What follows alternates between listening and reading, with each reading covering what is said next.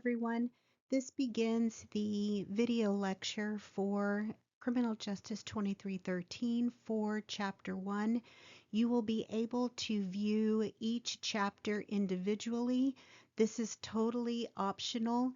You can choose to just study your slides or you can follow along with the video lecture on your slides. Totally up to you. So let's begin. My information is here on the slide, my phone number, my email. I do accept calls. I prefer text messages. I respond to those much more quickly. So let's get started with Chapter 1, Corrections and Overview. Let's start with the carceral state. The definition of a carceral state is the act of government to confine, detain, and limit the freedom of people for the sake of justice and safety. So essentially, that's saying that the carceral state involves limiting the freedom of anyone, whether it is being incarcerated or whether it is being under some kind of supervision. The U.S. is considered a carceral state, and it is the largest prison system in the world. So when you look at huge countries that have large populations like China or Russia, we are still the largest carceral state in the world. We incarcerate more people than anyone else. And the carceral state doesn't just refer to jails or detention centers or prisons. It also involves the policies, the procedures, anything that has to do with incarceration or limiting the freedom of people. Um, when we talk about the carceral state, um, when we talk about the policies and the procedures, we're talking about everything that a facility must follow or an entity must follow, whether it be incarcerating someone or whether it be having someone on probation or parole. There is a limiting of freedom, and there are rules and regulations that need to be followed. So understand that about the carceral state. Look at the 3 videos that I have for you here that explains a little bit more on the carceral state. Let's go on to the next slide, over the decades. So in the 1980s, we saw a significant climb in crime, and that was because when President Reagan came into office, he declared a war on crime. And it's not necessarily that crime went up, it's just that he started cracking down on crime, especially those that involved drugs. So we started seeing mass incarceration. We started seeing more people being arrested for drug crimes, and therefore we saw more people being incarcerated. Then in the 1990s, we started to see a decline in incarceration, not in the number of arrests or convictions, just the number of people that were being incarcerated. During that time, we started seeing more community supervision, like probation or parole, people getting out. Probably earlier than their sentence, because we had such a mass incarceration in the 1990s. And then when we came into the 21st century, authorities started looking at the number of people that were incarcerated. And so they just started to make some changes. Let's go on to the next slide. So, what caused this decline? Well, beginning in 2010, there started to be a sharp decline in the number of prison sentences. And that is because there were more reforms that were being made, decrease in the crime rates, sentencing laws were changing, there were more people being released on parole, and there were changes in drug enforcement policies because of the fact that we started to see such a significant climb, authorities started to kind of look and say, hey, you know what? We are incarcerating way too many people and it is costing way too much money. When you look at the amount of money that needs to be spent on incarcerating individuals, then you kind of start seeing the bigger picture. So let's go on to the next slide. What is sustainable justice? So, we were talking about how in the 2010s we started to see a decline in incarceration. That mainly was because of the fact that it was costing so much money to keep people incarcerated, because in the 1980s and 90s we were incarcerating all these people, we still had to provide for these people. We still had to provide for these inmates that we were incarcerating. And who foots the bill for incarcerating people? You and I do, the taxpayers. We are the ones that pay for the incarceration cost of inmates. And when we talk about sustainable justice, we talk about having to do the same whether you have a lower population or whether you have a higher population. Just because you have a higher population of inmate doesn't mean that you can start cutting cost here and there. We still have to sustain that responsibility of providing for these inmates. And that's what sustainable justice is. It doesn't matter whether there is inflation, it doesn't matter whether laws change and we need to do more things for the inmates. We are still expected to sustain that provision for them. And that is sustainable justice. We have to be able to do more with less money. It doesn't matter whether inflation goes up, we still have to keep up doing what is expected of the correctional system in order to take care of these people. On to the next slide. So let's look at correctional employment. I take the information from the slides from your book, but your book talks about corrections in a nationwide language. In other words, they give you statistics nationwide. I like to come a little bit closer to home so you know what's happening in your own backyard. So while I'm using information from the book, I'm also giving you information about your own state and letting you know what is happening here so that it allows you to see the closer picture as to what is happening. So, according to your book, there are approximately 400,000 correctional employees in the United States. So, let's come closer to home. Let's come to the Texas Department of Criminal Justice. This is our state prison system. So, there are approximately 20,000 correctional officers in the Texas Department of Criminal Justice. That is not the entire employee rank. That is not all that is employed by the Texas Department of Criminal Justice. That is security. Correctional officers are the ones who supervise inmates, who are seeing to their day to day supervision. We also have to talk about other employees. And if you look over to the right, you have careers in corrections. These are all positions that must be filled by the Texas Department of Criminal Justice.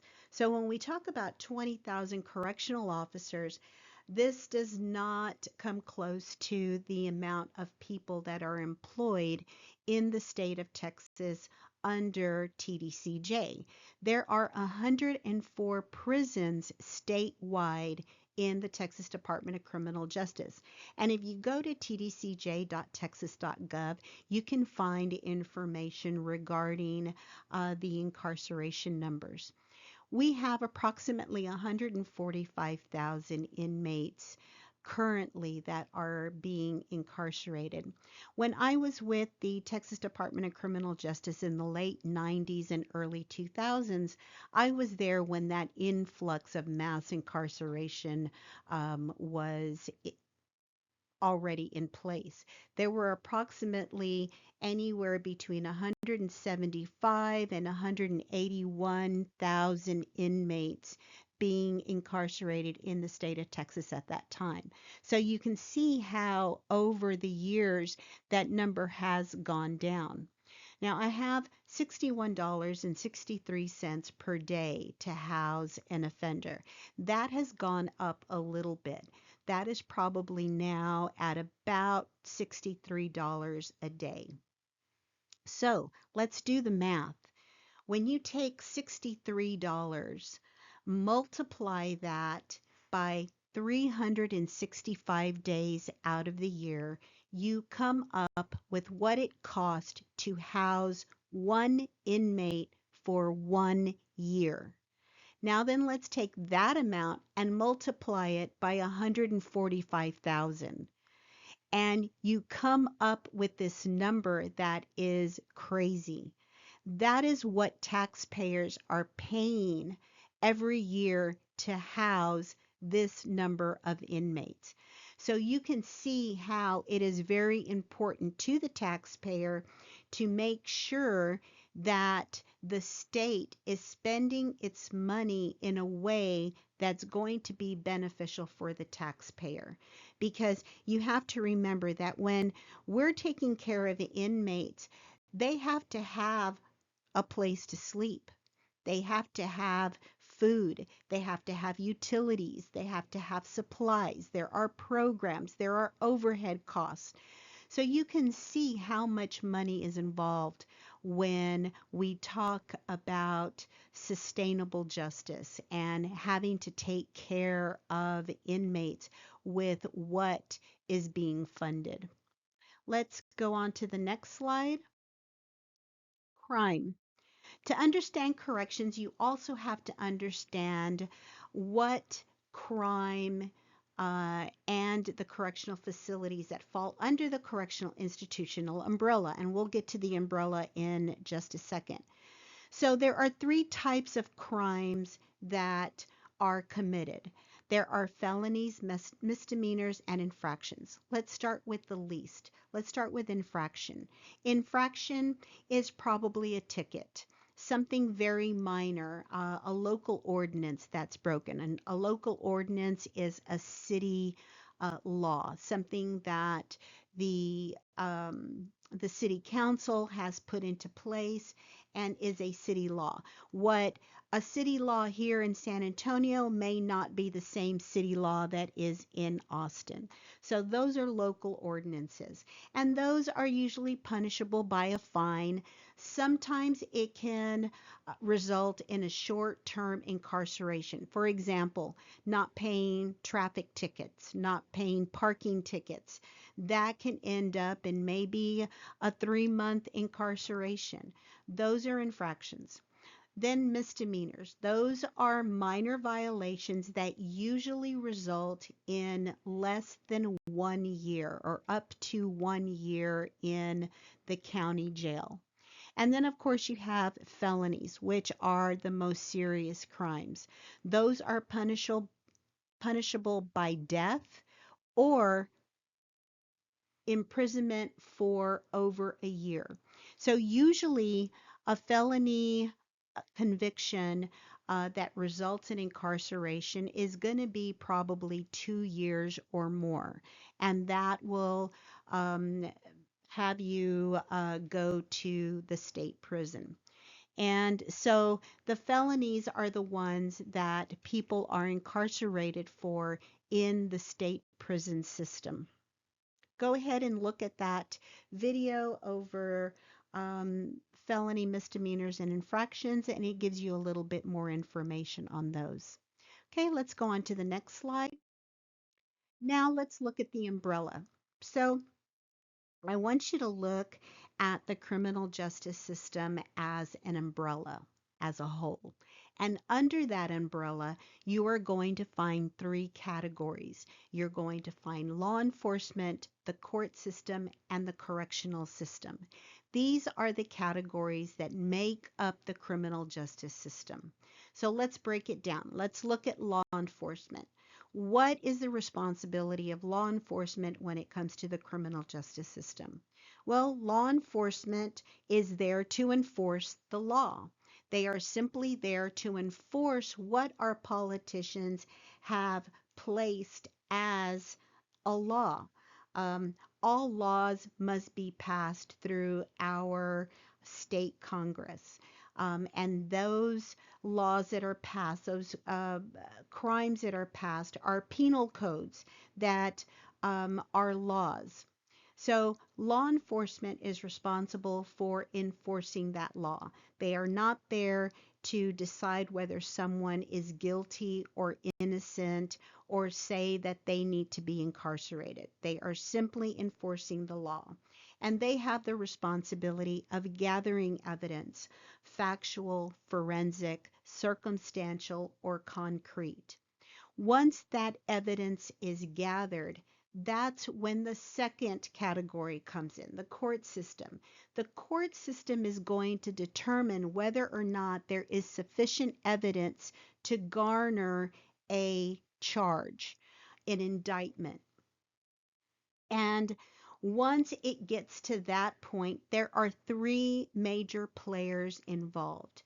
There is the judge, the prosecutor, and the defense. And usually there will be a plea bargain that is garnered. So let's kind of break that down. So if someone gets arrested and there is sufficient evidence to charge them with the crime, it's usually not whether or not they're guilty or not. Because if you have sufficient evidence to say, okay, you have done this crime, if you decide you're going to plead not guilty and you're going to go to trial, for example, the highest that you could get is 20 years. But if we plea bargain, we can get you less time. So that is usually what is done. 95% of the charges that are placed upon an individual are done through plea bargain, and only 2% go to trial. So that is why our plea bargaining system is very important, because for one, it saves the taxpayers the money going to trial. Because again, when there is a trial, and if it's a lengthy trial, who's paying for that trial? We are. The taxpayers are paying for that trial. Let's use an example. Let's talk about Brian Koberger. Brian Koberger has been in the news for the past year and a half, 2 years. He is the one that murdered the four college students in Idaho. And there was sufficient evidence to garner him making a plea deal. At first, he pleaded not guilty, but as the evidence was gathered, he was given the opportunity to plea bargain instead of going to trial. Now, his charge was a capital offense. A capital offense is anything that involves a death in the commission of a felony. What was the felony that he committed? Well, first of all, breaking and entering. That is a felony. And during the commission of that felony, he murdered 4 people. So that in itself is a case that could garner the death penalty. So his plea bargain was, okay, I'm going to plead guilty, but we're going to take the death penalty off the table. And that's what the plea bargain was. He is allowed to not die. He is allowed to stay incarcerated for the rest of his life without having to be put to death. So, whether or not that is a good thing or a bad thing is kind of in someone's own opinion. In my opinion, I think having to stay in prison for the rest of your life without the possibility of parole is probably worse than getting the death penalty because then you're done with it. Um, Instead of having to remain the rest of your life in prison. But of course, there's a downside to it because who is footing the bill for him staying in prison for the rest of his life? The taxpayers. So, whatever your opinion is, it's valid. And we will get into when we get into our discussion papers. This is going to be one of the questions you are asked is about the death penalty. So, like I said, only 2% go to trial. 95% are usually plea bargained out. Okay, let's go on to the next slide. And this is our third category, corrections. So, what is the responsibility of corrections within the criminal justice system? We've already gone through law enforcement who enforces the law, the courts who determine guilt or innocence, and then it is the correctional system that is responsible for the supervision of those who have been found guilty and have limited freedom. Now, remember what I said. Corrections doesn't just involve being incarcerated. It also involves probation, parole, because there is limitation of freedom. So when we think about that, if you have someone who has been charged, let's say with burglary of a vehicle, and they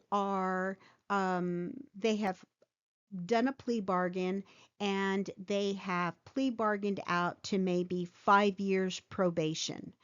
But your 5 years probation is going to come with a limitation of freedom. There are going to be some things that you can and cannot do. So that is still part of the correctional system. Incarceration and community supervision or correctional supervision, they are have some kind of limitation of freedoms. Excuse me. Let's go on to the next slide. So, measuring crime and the crime funnel. Let's talk about the crime funnel. You have an example of a crime funnel there. Hmm. Let's talk about crime that is not reported because not all crime is reported. I always use the example of a stolen bicycle as the first example of crime not being reported. It's still a crime, right? You have someone who has left their bicycle outside in the front yard. They wake up the next morning and their bike is gone. Um, why are we going to report it? It's more trouble to make a police report than to worry about a stolen bicycle, but it's still a crime that was committed and has not been reported. Let's look at something a little bit more serious. Let's look up at domestic violence. We see this all the time in society. We see how there has been domestic violence and the victim will not report the violence to law enforcement. There has definitely been a crime committed, but it is not reported. Why is that? Why do you think that there are so many domestic violence crimes that are committed that are not reported? Well, I can think of several, but I think the most important is the fact of the matter is that while it's not uncommon for women to be accused of domestic violence, studies and numbers show that it is more male on female domestic violence. And a lot of the times, women will not report their partner because they don't want the father of their children going to jail, or the father of their children is the main breadwinner. And if he goes to jail, then he's going to lose his job, and it's just going to cause a domino effect of bad things. So they would rather not report it than to do so. We see this play out all the time in society. So when we look at the crime funnel, we look at how statisticians come up with ways to get data so that data can be reported. So let's look at 1,000 crimes that are being committed. Not all those crimes are reported. Maybe 500 of those are reported. And then out of those 500 that are reported, maybe there are 100 arrests. And then out of 100 arrests, maybe there are 50 that are charged. The other 50 may be dropped, dismissed, not have enough evidence, whatever the case may be. And then out of those 50 charges, maybe there are 45 guilty pleas. Those are the ones that probably end up as the with the bargain, with the plea bargain. And then we have maybe three that go to trial, and out of those, two are acquitted. Out of maybe the 45 guilty pleas, 32 may end up in community corrections, which is like probation. And then out of all of those, when you look at all those 1,000 crimes that have been committed, maybe 16 may end up with prison sentences, whether it be jail time or prison time. So you can see how it funnels down and how not all crimes end up in some kind of punishment or sanction. There began to be police reform in the 1990s with CompStat. CompStat was when technology started coming into play and we started having computer statistics. Um, and we were able to collect statistics and report those statistics. There are two main ways to report statistics: by the National Incident Based Reporting System and by the Bureau of Justice National Crime Victimization Survey. This is national databases. So here in San Antonio, when crime is committed, they are reported to these databases. And this helps to predict and forecast crime and to help the correctional system project the needs. So it's very important how the data is collected and that data is collected. So just make note of that. Let's go on to our next slide. So, justice, there are 7 steps in justice. You have a crime that's committed, you have an investigation that's done, you have an arrest, you have a pretrial, a trial, sentencing and appeals, and correction. Well, it all has to happen with a crime, right? A crime has to be committed. But just because a crime is committed doesn't mean that there isn't a probable cause to make an arrest. There doesn't actually have to be a full investigation in order to make an arrest.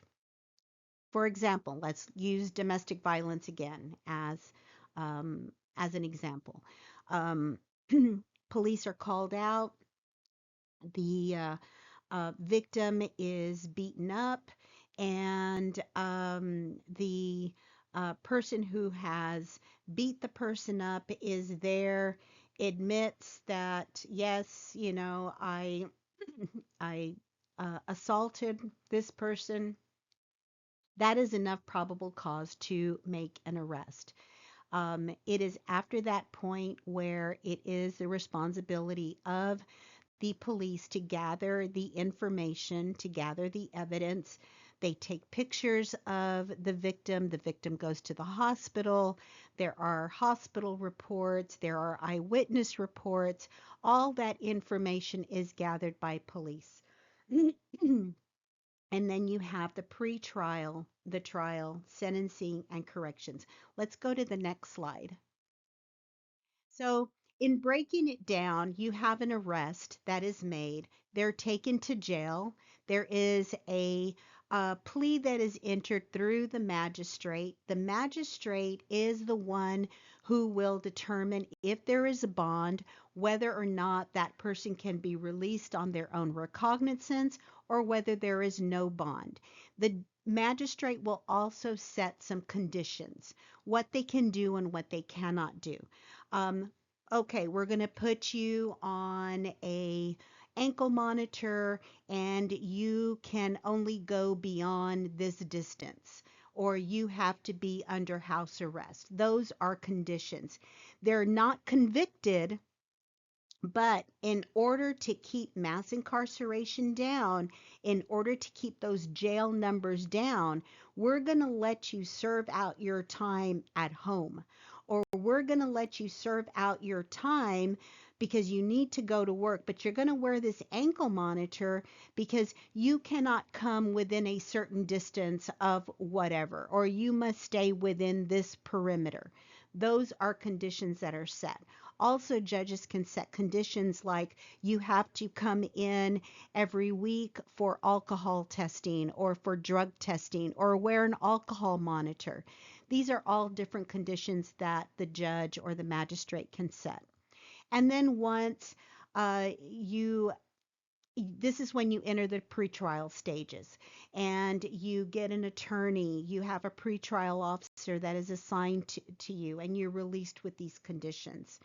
And then when you have your arraignment, you come before the judge with your lawyer and enter the plea. It's at this time whether or not you can make a plea deal. If there is a significant amount of evidence to go through trial and no plea bargain can be reached, then you can go to trial and a trial date can be set. And remember, only 2% go to trial. So this ends chapter 1. You can listen to this lecture over again, just go over your notes. But this concludes chapter 1.